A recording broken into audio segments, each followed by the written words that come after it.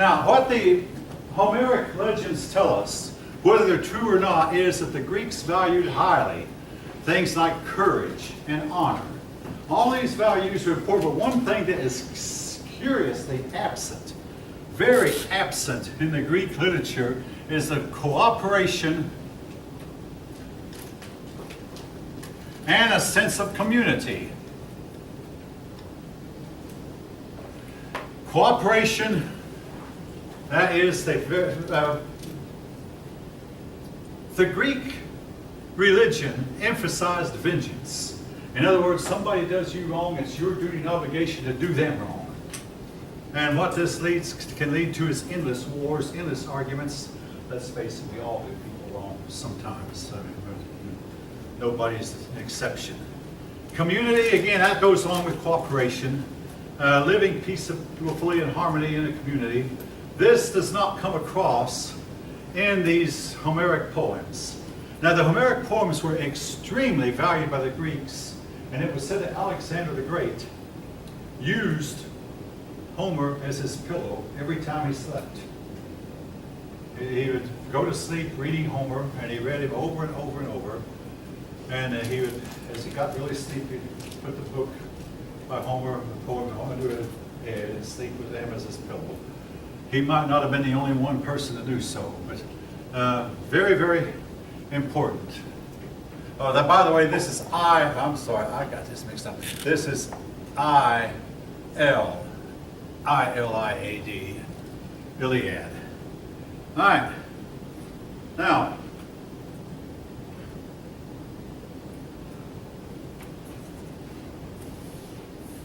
Now, we get into some what might be real true Greek history.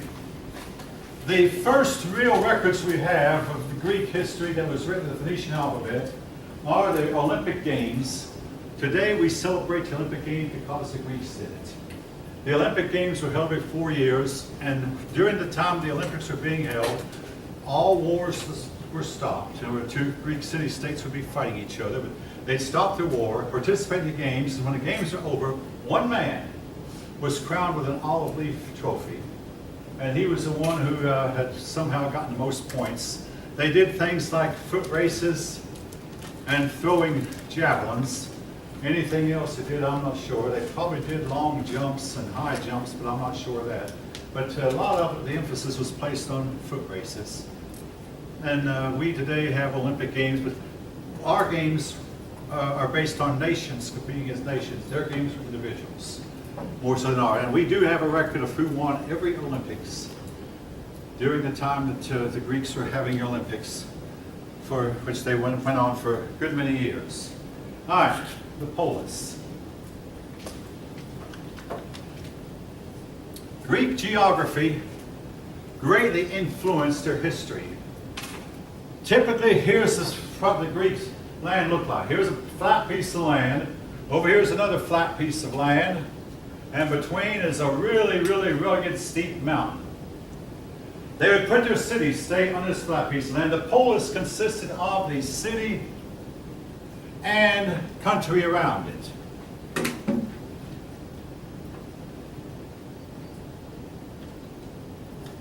The city and the country. Now, I think most of it caught on. Hopefully by now all of you know what this stuff I'm writing down you'll possibly see again at this time. All right. Anyway, the polis, the city, countryside. Now, one reason the Greeks could not unite was if this city-state decided to go to war against this one, by the time this one got its troops over this hill and down this hill, a bunch of the troops would have fallen. Even the Greeks would fall. They'd have dropped their weapons and lost them for good. By the time they got over here with a whole bunch of bruised and battered and broken up men, not every one of them was broken, but a lot of them would be, they were greatly weakened. And oftentimes then this defensive side won the battle because they didn't have to go through the rigors of climbing up and down a hill and wearing themselves out and banging themselves up doing so. This kept the Greeks ununited for many generations. Now, it is believed that way far back during the Dark Age, the Greeks had been united. After all, they all spoke the same language. They worshiped the same gods. But then somewhere along the way, they became split up. And they were to remain split until a foreigner, an outsider named Philip of Macedon, conquered them and united them from outside. But among themselves, they could not unite themselves. All right, now polis. We have the word polis in some of our cities. The biggest one I can think of is Minneapolis. Minneapolis. And of course, my great-grandfather is buried in a suburb of Pittsburgh called Coraopolis. Likely none of you have even heard of it. Coraopolis. Again, it comes through this word polis. And some of you might have heard of this one. If you read the Superman books, Superman lived in the town of Metropolis. Anyway, some of you seem to like shake your head like you're familiar with the story. But anyway, big metropolis. Well, but we have, the word metropolis is an actual English word, and it has to do with a city, a large city. But now here's the thing about the polis. Every Greek was born in a polis. You know, he was a citizen of a polis. And he owed his existence and he owed his life. He was expected to always fight the polis' wars, and practically no one was exempt, maybe except for the very blind or the extremely crippled, the very handicapped, but no one was exempt. And the Greeks had a stored literature, a sad case of a man who was quite old. He lived a really good life, had children, had grandchildren, all of them walking orderly. Then a war broke out involving his city. He went to join the army and he was killed in battle. And the Greeks held him in high esteem because this is the ideal type of man. But he was willing to die for his polis even when he was past the age that we in our country were allowed to serve. Now, I've been told that our army no longer takes men over 35. During World War I and World War II, we took volunteers up to 45. We drafted up to 35, took volunteers up to 45, but now our army doesn't take anyone over 35, and I'm sure that they have a reason for that. But in those days, the Greeks took you as long as you were able to run and walk or whatever. Socrates was still doing wrestling and still running foot races at 70. Be that as it may, I have more to say about Socrates later. Now, each polis had its own god or goddess, patron god. Now, I'm going to be going over this again when we come to Greek religion, but keep this much in mind already. Ares. Now the Romans called him Mars. He was the patron god of the city of Sparta. He was a god of war. And if you look up in the sky at night and it's visible, you'll see one star that's a lot greater than the other ones. And this star moves from constellation to constellation. That's Mars. The Romans called it Mars, the Greeks called it Ares. Same deity with a different name. For Athens, Athens was a city of philosophy. Their goddess was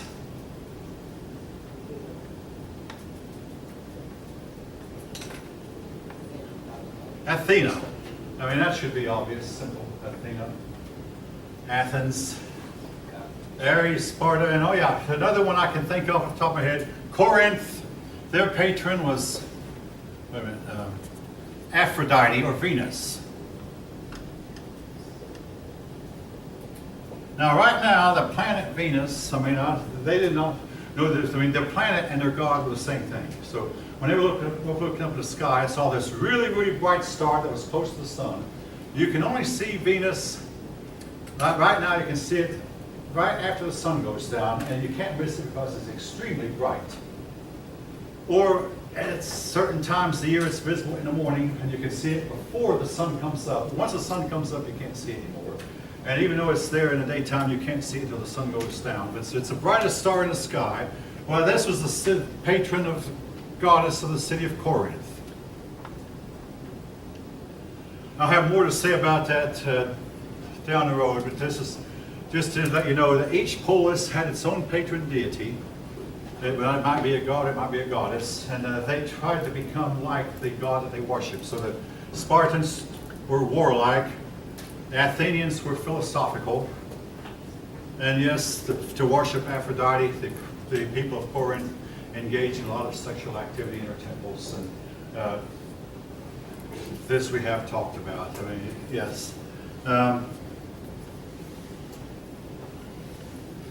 Oh yeah, I must say this, the Greeks practiced sacrifice, but they did not practice human sacrifice, at least not at historical times.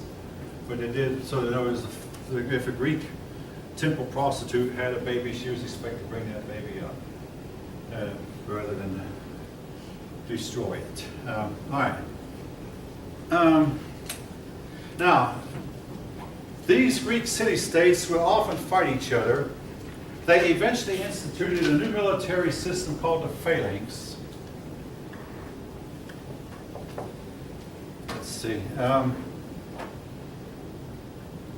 The phalanx. Now,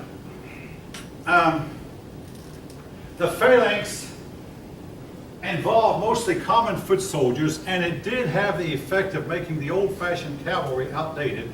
Now, the land of Greece is not a land that's good for farming, and the soil is very bad, but also it's not good for grazing horses either. So only the richest of the Greeks could have horses. But then the phalanx meant that the common people could put a man on horses. Here's how they would do it. The army, the soldiers would line up shoulder to shoulder, but to make sure that no man, they fought as a team. You couldn't fight a hoplite phalanx with fighting all of them. In other words, you could not engage in one and expect to fight that man one-on-one.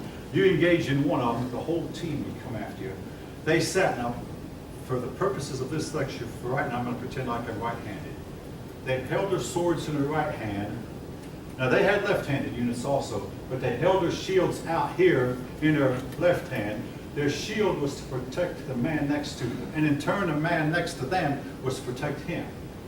And this was the way they stood and fought. And if you had been opposing a phalanx, you'd have seen a wall of shields. It would have been very difficult for you to penetrate that wall of shields, because right above the shield would be a helmet. And of course, down below, the Greek soldiers protected themselves only on the front. Now, this phalanx had a serious weakness, if you could get around their flanks, you could whip them. And we're going to have more to say about that as this chapter, as the lessons go on, because much too often the system broke down. The flank, that is the side. I have to refer to Stonewall Jackson again. He was notorious for being able to get around the Union flanks, because even during the Civil War, you had to keep the enemy in front of you. When the enemy got around the side of you, and you realized, hey, the enemy's on your flank, you'd oftentimes bolt and run. Because when the enemy got to the side of you, that meant you were trapped. So, but anyway, the Greek soldiers only protected the front of their bodies, and again, this discouraged them from turning around and running. Now, they would line up about 5 or 6 men deep. If the man up front got killed, dropped down, the next man behind him was to step up and take his place. In other words, if you had to be on the alert if you were like in third in line, because when the first man in line got killed, the second man would step up, you had to step up also, and now you were first in line, or second in line, I must say. And then when the man in front of you got killed, you had to quickly step up and take his place. And what if you're only wounded and you stepped on him? I mean, this happened, I'm sure. But believe it or not, the phalanx did keep down the number of casualties. And it also made the Greeks realize they had to have the help from the commoners, because the commoners had the numbers. So that's why they wound up giving the common people more rights. And one thing that's believed to have led to the Greeks becoming more democratic, because they needed the commoners. The horses did not do well against the hoplite phalanx. So the mounted cavalry became obsolete. Now, I will tell you one thing about another weakness is, when they were fighting Philip of Macedon, and Philip put his young son Alexander in charge of the cavalry, the Athenians were here, the Thebans were here. Now the Athenians were democratic and not as disciplined as the Thebans. When the Macedonian army started to fall back, the Thebans did what they were supposed to do and stayed put.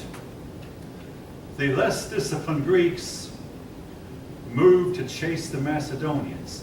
Now Alexander was watching and said, aha! There's been the solid wall of shields that opened. And he hit right there smack dab where the solid wall was between the Athenians and Thebans. and destroyed both of them. So that was a weakness. You had to keep this line of shields solid. And to protect the flank, they put their best crack troops on the flanks to make sure that the enemy did not get around the flank. In other words, it was an honor to be put on the flanks. But we'll later learn that one general decided to send his troops 50 men deep against the Spartan flank and destroyed the Spartan flank and greatly defeated the Spartan army. And this general only had 6,000 men, and the Spartans had 10,000. Yet the man with 6,000 men won because he used a strategy to get around the Spartan flank. And another, well, I'm jumping ahead of the story, but another thing about the Spartans, they had a tradition, we don't retreat. When the general saw what was happening to his own army, he thought, well, I'll order my men to pull back and reform. So he ordered a retreat to reform, which was a logical thing to do, but half his men said, we are never retreat, we're not going to retreat now, we don't retreat, we're Spartans. So half of them retreated like they ordered, the other half didn't, and the half that didn't got annihilated. And the Spartan general had to go home in defeat. Again, folks, obey your commander even if he tells you to retreat. Maybe he's just wanting to reform you or reorganize you and send you back into battle. But the Spartan, the general didn't have time to explain that. All right, so much for the phalanx for now, but we'll be running into that term from time to time as we go on. All right, the problem with the polis, though, they gave a person so much loyalty to his own city that they kept the Greeks from uniting. Now, this is something we ran into in our history, where that men like Robert Lee and Stonewall Jackson decided, we're not Americans, we're Virginians. We're Virginians first. Our loyalty is to our state.